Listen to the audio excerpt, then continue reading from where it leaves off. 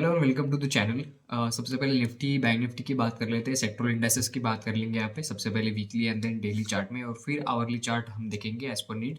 और फिर उसके बाद इन डेप्थ एनालिसिस करेंगे हम लोग गोल्ड एंड सिल्वर की, राइट। तो सबसे पहले निफ्टी को हम यहाँ पे अगर वीकली चार्ट में अगर हम लोग ऑब्जर्व यहाँ पे करते हैं बहुत ध्यान से, तो एक ऑल टाइम हाई हमारा यहाँ पे बना था पिछले साल। उसके बाद मार्केट में एक करेक्शन आया, देन उसके बाद एक रैली, उसके बाद करेक्शन एंड देन उसके बाद एक रैली, छोटा सा करेक्शन, ठीक है, रैली, छोटा सा करेक्शन एंड देन अगेन उसके बाद अभी मार्केट ऊपर जाने के लिए यहाँ पे रेडी हो रहा है as per the weekly chart, ठीक है। मार्केट ने जो अपना ऑल टाइम हाई यहाँ पे बना हुआ था, ठीक है, 26,306 का, हाँ 26,277 का जो है पे हाई बना था, उस हाई को यहाँ पे फाइनली यहाँ पे ब्रेक कर दिया। ठीक है, अगर हम लोग डेली चार्ट में अगर हम लोग यहाँ पे देखें तो एक अच्छी खासी कैंडल यहाँ पे क्लोज होती हुई हमें नजर आ रही है डेली चार्ट पे। ठीक है, मतलब अगर आप उसके पहले का अगर आप एक वीक अगर आप देखोगे जो कि थर्ड वीक था दिसंबर का, तो आपने यहाँ पे देखा होगा कि थर्ड ऑफ वीक यहाँ पे दिसंबर में एक प्रॉफिट बुकिंग यहाँ पे आई थी due to Christmas and all. हर साल आती है, मतलब प्रॉफिट बुक करके उन लोगों को यहाँ पे छुट्टियों पे जाना होता है। एंड देन उसके बाद एक नए साल की एक अच्छी शुरुआत यहाँ पे इंडियन इक्विटीज में हमें यहाँ पे होती हुई दिखाई दे रही है। तो अभी निफ्टी के लिए यहाँ पे नेक्स्ट हर्डल यहाँ पे क्या रहने वाला है, तो वो सीधे 26,400, 26,450 एंड देन 26,500, ठीक है। मार्केट जैसे ही इन साइकोलॉजिकल लेवल को यहाँ पे अप्रोच करेगा, मतलब कोई भी अगर राउंड लेवल मार्केट यहाँ पे अगर अप्रोच करता है, लेट्स से अगर 26,400 यहाँ पे गए, तो वहाँ पे थोड़ी बहुत प्रॉफिट बुकिंग आ सकती है एंड देन अगेन 26,500 गया तो वहाँ पे फिर से एक प्रॉफिट बुकिंग वगैरह हमें यहाँ पे देखने को मिल सकती है निफ्टी में। तो इस बात का ध्यान रखना कि मार्केट अभी एक अच्छे खासे हाई के लिए यहाँ पे रेडी हो रहा है, तो इसको अभी शॉर्ट करने की यहाँ पे गलती मत करना है। द रीजन बिंग, क्योंकि अभी टाइम है, मैं आपको बताऊंगा कि कौन से सेक्टर को यहाँ पे करेक्ट होना पड़ेगा, ठीक है। क्योंकि इक्विटी को अगर ऊपर जाना है तो किसी ना किसी सेक्टर को यहाँ पे सेक्रीफाइस देना पड़ेगा, तो उसकी भी हम बात करेंगे। मैंने पिछले अपने वीडियो में बात की थी कि मार्केट इस वाले अपने वैल्यू एरिया के आसपास यहाँ पे मतलब रुका हुआ था। अभी वो वाली ये वाली कैंडल थी, उसके बाद मार्केट यहाँ पे गैप अप ओपन होता है, ऊपर जाता है, देन उसके बाद मार्केट फिर से यहाँ पे नीचे आता है। नीचे आने के बाद मैंने आपको बोला था अगर ये लेवल मार्केट अगर ब्रेक कर जाता है तो फिर एक अगेन एक अच्छा खासा फॉल हमें यहाँ पे करीब 150 से 200 पॉइंट का हमें यहाँ पे देखने को मिला। एंड देन उसके बाद मार्केट ने अभी फिर से अपनी इसी वाले एक अच्छे खासे गैप को यहाँ पे अप्रोच किया था, देन अगेन मार्केट यहाँ से ऊपर चला गया।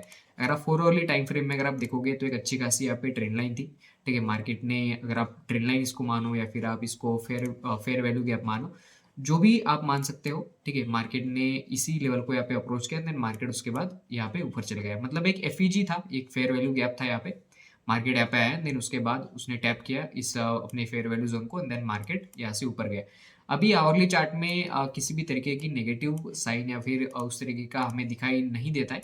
बट अभी जो मैं इस टाइम पे वीडियो बना रहा हूँ, यहाँ पे करीब 4 साढ़े 4 बजने को आए, तो इस टाइम पे एक न्यूज यहाँ पे आ रही है जहाँ पे यूएस ने वेनेजुएला के ऊपर यहाँ पे मतलब हमला कर दिया या फिर जो भी है। अभी उसके इम्पैक्ट जियोपॉलिटिकल लेवल पे क्या होंगे वो हमें देखना होगा।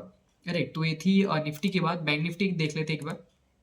बैंक निफ्टी अगर आप वीकली चार्ट में अगर आप देखोगे तो एक बहुत बढ़िया यहाँ पे कैंडल यहाँ पे बनी है। मैंने आपको बोला था कि बैंक निफ्टी में करेक्शन आएगा, जहाँ पे बैंक निफ्टी अगेन और 1000, 1500, 2000 पॉइंट यहाँ पे जा सकता है मे बी। देन उसके बाद जो वो करेक्शन आएगा तो करेक्शन थोड़ा सा यहाँ पे डीप होगा बैंकिंग सेक्टर में। एंड द रीजन बिंग, क्योंकि इसमें इतना ज़्यादा करेक्शन यहाँ पे आया नहीं था। निफ्टी ने बहुत बार करेक्शन लिया था अपने ऑल टाइम हाई से, बट बैंक निफ्टी अगेन मतलब ऊपर की लेवल यहाँ पे होल्ड करके रखा हुआ था।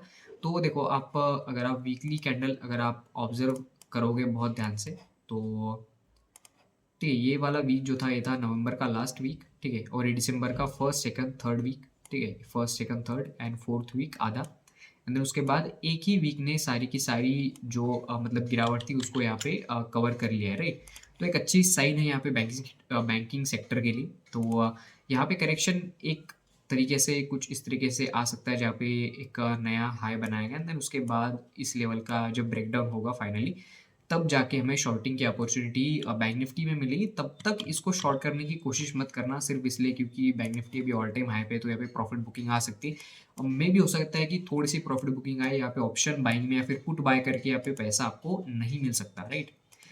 निफ्टी मेटल की बात कर लेते हैं। अगेन एक बहुत अच्छी खासी रैली निफ्टी मेटल्स में यहाँ पे आई है due to copper prices and all, आपको आप सबको पता है। Nifty PSU bank again all time high पे चल रहा है। निफ्टी ऑटो इंडेक्स मैंने आपको बोला था कि ये जनवरी में ऑटो इंडेक्स में अच्छा खासा यहाँ पे मूवमेंट आता है क्योंकि बुकिंग्स वगैरह आती है नए साल की है ना, तो उसकी वजह से ऑटो इंडेक्स भी अच्छा खासा यहाँ पे चला था। Private bank sector again all time high and then उसके बाद अगर आप निफ्टी एनर्जी सेक्टर की बात करूँ तो मैंने आपको बोला था कि निफ्टी एनर्जी जब तक इस वाले अपने लेवल को ब्रेक नहीं करता एंड देन ब्रेक करने के बाद, ठीक है, मतलब यहाँ पे इसको रुकना चाहिए, ठीक है, अगर ये थोड़ा सा यहाँ पे रुकता है 1-2 वीक एंड देन उसके बाद ब्रेकआउट देता है, उसके बाद भी एक रीटेस्ट हमें मिलता है, तो हमें एक अच्छे खासे स्टॉक इस वाले सेक्टर में हमें यहाँ पे मिल सकते हैं। द रीज़न भी क्योंकि जैसे हमने मेटल सेक्टर देखा, हमने ऑटो सेक्टर देखा, ठीक है, उसके बाद हमने प्राइवेट बैंक देखा, ठीक है, हमने पब्लिक सेक्टर बैंक वगैरह देखा, सारे सेक्टर अपने ऑल टाइम हाई पे चल रहे हैं। बट अगर आप एनर्जी सेक्टर को अगर आप यहाँ पे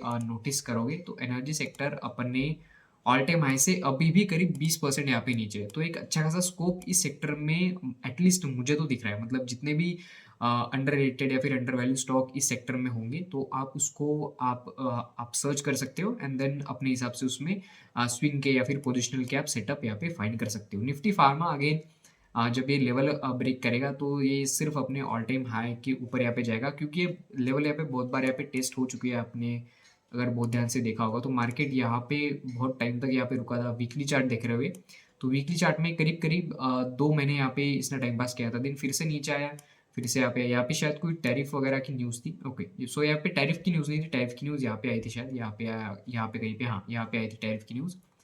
तो ये 2 बार यहाँ पे लेवल टेस्ट हो चुके हैं, मार्केट नीचे आया एंड देन फिर से वो यहाँ पे ऊपर गया एंड देन अगेन आप मान सकते हो कि एक उसी लेवल से एक बार-बार एक सेलिंग आ रही है। तो मार्केट अगर इस लेवल पे रुकता है तो अगेन हमें हमें अपनी इस वाले ज़ोन का एक अच्छा खासा ब्रेकआउट यहाँ पे आते हुए दिखेगा आने वाले कुछ 1 या 2 वीक में।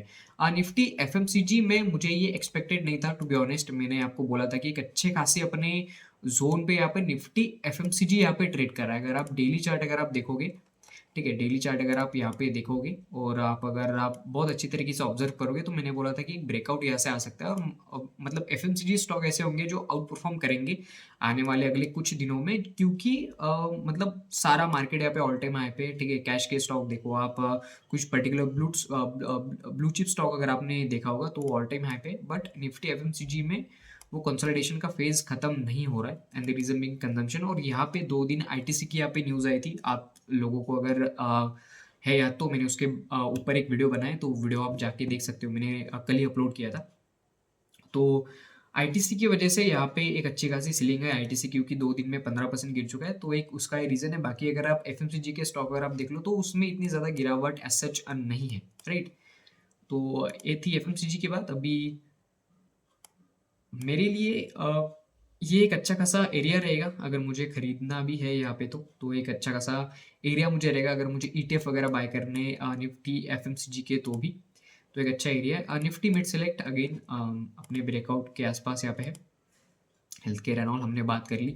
आईटी सेक्टर के बारे में मैंने बहुत बार ये मैं बोल चुका हूँ कि जब तक कोई भी ब्रेक थ्रू बहुत बड़ा हमें नहीं मिलता in terms of products, in terms of technology like chat GPT, Google Gemini and all that, तो हम मतलब कुछ नहीं कर सकते। मतलब एक तरफ चाइना और अमेरिका जैसे बड़े-बड़े सुपर पावर्स हैं जो सिल्वर के सप्लाई को भी कंट्रोल करना चाहते हैं क्योंकि सिल्वर का जो यूज़ है, स्ट्रैटेजिक यूज़ है वो भी बढ़ने वाला है। और एक तरफ हम क्या कर रहे हैं हमें खुद नहीं पता कि मतलब एक रूलिंग पार्टी है जो हमेशा इलेक्शन के मोड में रहती है, ठीक है, अपोजिशन क्या करता है हमें नहीं पता, रूलिंग पार्टी क्या करती है हमें नहीं पता, ठीक है, कर क्या रहे हमें हमें नहीं पता, यूथ क्या कर रहा है हमें नहीं पता, ठीक है। तो ये सब हो रहा है, ठीक है। आईटी सेक्टर में कंपनियां सिर्फ 12,000 करोड़ 15,000 करोड़ के बायबैक यहाँ पे लेके आती है, बट वो कोई एक पैकेज या फिर एक कोई आप मान के चलो एक स्टिमुलस यहाँ पे अनाउंस नहीं करती क्योंकि यार चलो निफ्टी आईटी सेक्टर भी थोड़ा सा वीक दिख रहा है तो हमें आर&डी में पैसा इन्वेस्ट करना होगा, हमें कुछ नए प्रोडक्ट्स की खोज करनी पड़ेगी, इसलिए हम यहाँ पे 1 बिलियन का फंड यहाँ पे रखते हैं। बट ऐसा कुछ होता नहीं है कि आप 200-400 करोड़ आप किसी इंजीनियर्स को दे दो, एक टीम हायर कर लो और आप उनको काम पे लगाओ, ठीक है। वो अमेरिका या चाइना जैसे देशों में ही यहाँ पे पॉसिबल है। यहाँ पे तो सिर्फ बायबैक का यहाँ पे गेम चलता है, चाहे वो टीसीएस हो, चाहे इन्फोसिस हो, चाहे विप्रो हो, बोनस का गेम चलता है, बायबैक का गेम चलता है, ठीक है। बाकी जो भी है निफ्टी इंडिया विक्स जो है वो भी 9-10 के आसपास चल रहा है, इसलिए मार्केट में वॉलेटिलिटी भी कम है और वॉलेटिलिटी ना होने के कारण यहाँ पे पैसा नहीं बन पा रहा है, राइट। निफ्टी पीएससी इंडेक्स की हमने बात कर ली ऑलरेडी। बजट के पहले अगर प्राइवेट पब्लिक सेक्टर स्टॉक अगर चलना शुरू हो जाते तो वो एक अच्छी बात यहाँ पे मानी जाती है। राइट।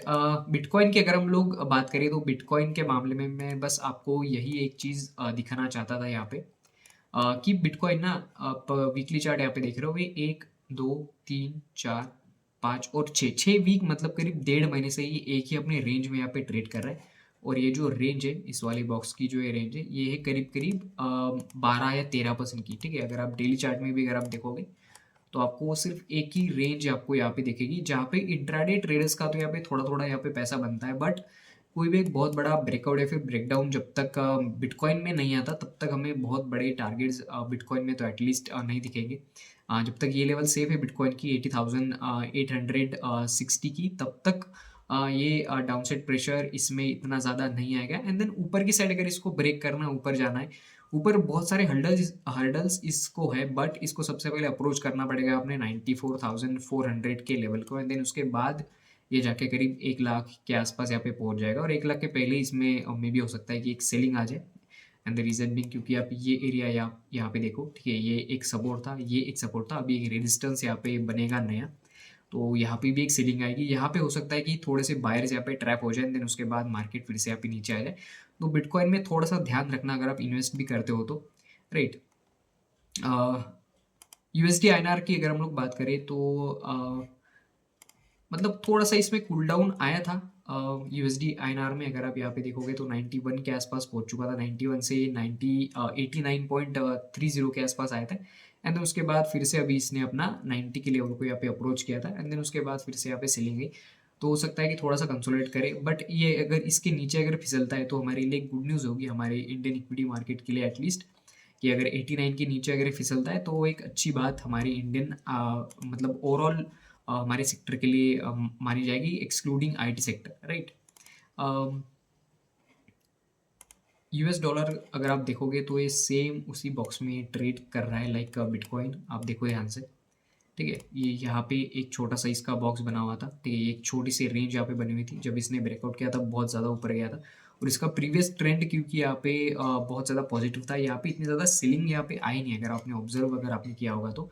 मैं अगर इस वाले बॉटम से अगर एक फिबोनाची ड्रॉ करूँ और यहाँ पे लगाऊँ, तो ये अभी भी अपने एक क्या कहते हैं इसको, एक डिस्काउंट जोन के आसपास यहाँ पे, डिस्काउंट जोन आप इसको कह सकते हो, या फिर एक सेफ जोन आप इसको कह सकते हो। ये अभी भी नेगेटिव यहाँ पे नहीं बन चुका है। नेगेटिव ये बनेगा जब तक ये इस रेंज का, इस बॉक्स का नीचे यहाँ पे ब्रेकडाउन करेगा, तो वो एक पॉजिटिव साइन होगा इंडियन जैसी डेवलपिंग नेशंस के लिए, एंड ओवरऑल वर्ल्ड इकोनॉमी के लिए भी एक पॉजिटिव यहाँ पे साइन होगा कि डॉलर की वैल्यू आपकी यहाँ पे कम हो रही है। बट उसका एक इम्पैक्ट होता है जहाँ पे हमारे फॉरेक्स रिजर्व जो होते हैं, देन उसकी वैल्यू यहाँ पे ग्रेजुअली जो होती है वो बढ़ जाती है, राइट। अगेन उसके बाद डाउजोन्स की अगर हम लोग बात करें, all time high. And then again S and P index all time high. US oil की अगर आप बात करें तो मुझे लगा था कि ये यहाँ तक कहीं पे आ सकता है, ठीक है, ये यहाँ पे कहीं पे अगर ये आता है तो मैं एक लॉन्ग की पोजीशन यहाँ पे प्लान करना चाहता था यूएस ऑयल में, बट ऐसा हुआ नहीं, मुझे लगा ये यहाँ तक आएगा, बट ये ऊपर गया, यहाँ तक आया, देन उसके बाद इसने करीब 1-1.5% की यहाँ पे रैली दी थी। तो ये था। अभी गोल्ड सिल्वर की अगर हम लोग थोड़ी सी अच्छे से अगर हम लोग बात करें, तो आप सिल्वर का चार्ट अभी आप देख रहे हो, सिल्वर का 4 आवरली चार्ट आप देख रहे हो। सिल्वर के 4 आवरली चार्ट में ये क्योंकि जो है स्पॉट चार्ट है सिल्वर का, ठीक है, ये फ्यूचर चार्ट जो होगा ये हमारे लिए ये वाला होगा एमसीएक्स का। तो एक बहुत सारी हर्डल्स यहाँ पे अभी सिल्वर सिल्वर के लिए यहाँ पे बनी हुई है, ठीक है, क्योंकि सिल्वर देखोगे आपने, सिल्वर ने यहाँ पे ऑल टाइम हाई लगाया था 83.84 का। देन उसके बाद यहाँ पे करीब 15% क्रैश हो गया on a single day. Then उसके बाद 15% क्रैश हो जाने के बाद करीब यहाँ पे 10% की रिकवरी आई थी। 10% रिकवरी के बाद फिर से ये अपने 8% यहाँ पे नीचे अभी यहाँ पे चल रहा है, करीब 7-8%, 6% यहाँ पे नीचे यहाँ पे चल रहा है। तो हो सकता है कि थोड़ी सी सेलिंग हमें थोड़ा सा पुल ऑफ यहाँ पे सिल्वर की प्राइसेस में, अगर आपने इलॉन मस्क का अगर आपने ट्वीट वगैरह आपने देखा होगा, तो उनका भी ये कहना है, क्योंकि जब प्राइसेस बहुत ज़्यादा बढ़ जाती है सिल्वर जैसे कमोडिटीज़ की, तो हो सकता है कि ये जो मैन्युफैक्चरिंग कंपनीज है, जो सैमसंग जो बैटरी बनाने वाली है, उनको भी अफोर्डेबल में भी हो सकता है शायद ना रहे। और रिपोर्टेडली सैमसंग ये दावा कर रहा है कि जितना सिल्वर यहाँ पे प्रोड्यूस होता है पूरे वर्ल्ड में, वो करीब 1 साल में ही यहाँ पे कंज्यूम हो जाएगा, मतलब उस एक चीज़ के लिए। तो मतलब जो बाकी के जो चीज़ें होती है सिल्वर की, जो ज्वेलरी होती है या फिर और कोई इंडस्ट्रियल यूज़ होते हैं, उसके लिए शायद सिल्वर की यहाँ पे शॉर्टेज हो जाए, तो ये एक हो सकता है। मतलब और बाकी जो चीज़ है सिल्वर के बारे में वो तो है कि जो यूएस के जो बैंक्स हैं उन्होंने अपनी बहुत सारी शॉर्ट पोजीशंस यहाँ पे बना के रखी है, तो सिल्वर अगर यहाँ से ऊपर जाता है, तो सबसे बड़ा लॉस यहाँ पे उनको होगा रेदर देन एनी ट्रेडर्स और इन्वेस्टर जिन्होंने यहाँ पे सिल्वर को शॉर्ट करके रखा हुआ है। तो मे बी हो सकता है कि सिल्वर अभी थोड़ा-सा यहाँ पे कूल ऑफ के मूड में जा आया जाए या फिर थोड़ी-सी इसमें एक प्रॉफिट बुकिंग आ जाए यहाँ पे करीब इस लेवल तक एंड देन अगेन उसके बाद ये अपनी अपसाइड रैली यहाँ पे कंटिन्यू करे। कब तक कंटिन्यू रहती है हमें नहीं पता।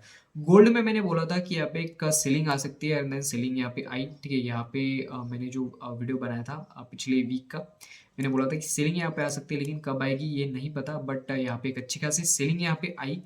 और अगर आप डेली चार्ट में अगर आप देखोगे तो ये सबसे इम्पोर्टेंट ट्रेंड लाइन अभी लिक्विडिटी ट्रेंड लाइन अभी गोल्ड के लिए यहाँ पे बनी हुई है। जैसे ही गोल्ड इस ट्रेंड लाइन के थोड़ा सा ऊपर जाता है देन अगेन उसके बाद यहाँ पे आता है। इसके नीचे अगर इसने एक अच्छी खासी रेड कैंडल में अगर इसने क्लोजिंग दे दी तो देन अच्छे खासे टारगेट हमें यहाँ पे गोल्ड में डाउन साइड यहाँ पे मिल सकते हैं। करीब करीब 10 to 15% यहाँ पे नीचे के टारगेट हमें यहाँ पे गोल्ड में एटलीस्ट मिल सकते हैं। मतलब ये 1 या 2 दिन में नहीं होगा, ये हो सकता है कुछ महीने लगे इसको बट ये थोड़ा-सा कूल ऑफ जब होगा तभी इसमें देन नए बायर्स आएँगे गोल्ड में एंड फिर उसकी डिमांड जो है वो ग्रेजुअली यहाँ पे बढ़ती है। बट अगर आप वीकली चार्ट अगर आप देखोगे तो लाइक सिल्वर ये एक स्ट्रेट लाइन में ही मूव हो रहा है। अगर आप गोल्ड को देखो, अगर आप सिल्वर को देखो, सिल्वर तो बहुत ज़्यादा यहाँ पे स्ट्रेच हो चुका है, तो सिल्वर में करेक्शन तो बनता है। मतलब उसके स्ट्रैटेजिक चीज़ें यहाँ पे जो भी हो कि नहीं-नहीं डिमांड बहुत ज़्यादा है सिल्वर की एंड ऑल दैट बट जब तक इसमें करेक्शन नहीं आएगा तब तक ये नया ऑल टाइम हाई यहाँ पे नहीं बना सकता और नए इन्वेस्टर्स को ये पैसा बना के नहीं दे सकता जब तक इसमें एक बहुत बड़ा करेक्शन ना आए तब तक। राइट। तो ये था आज की वीडियो में। अगर वीडियो आपको पसंद आए तो आप वीडियो को लाइक कर सकते हो। आईटीसी का मैंने वीडियो यहाँ पे अपलोड कर दिया। आईटीसी क्यों यहाँ पे गिर रहा है, मैंने उसके फाइनेंशियल रीजंस भी यहाँ पे समझाए हैं और अभी आपको कौन से लेवल पे बाय करना है, कौन से लेवल्स आपको यहाँ पे देखने हैं, मैंने वो भी आपको बहुत ध्यान से यहाँ पे समझाया। तो उस वीडियो को चेकआउट करना मत भूलना। मैं मिलता हूँ आपको अगली वीडियो में, तब तक के लिए आप चैनल को सब्सक्राइब कर सकते हो और आप इस वीडियो को लाइक भी कर सकते हो। Thank you so much for watching guys.